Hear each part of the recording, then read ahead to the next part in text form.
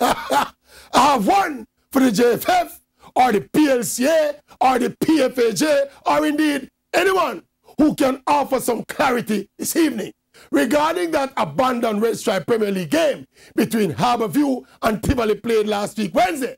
Outside of the regular, it is unacceptable and it should never happen and blah, blah, blah. You all realize that the two Tivoli players who got red cards in that incomplete game, skipper Romain Breckenbridge and veteran Teddy Johnson, Breckenbridge served his one-match suspension and Johnson served 1 match of his suspension by missing yesterday's game against Cavalier. The man them served them suspension before the match that they got suspended for was complete.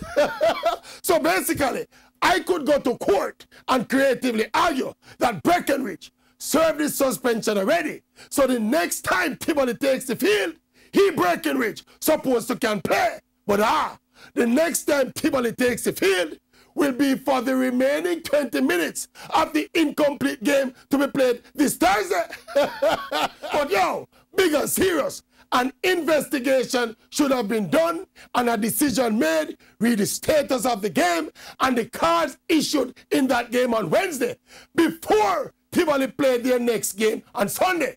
What happens now if in that 20 minutes to be played on Thursday, another man get a red card? What I'm going to do?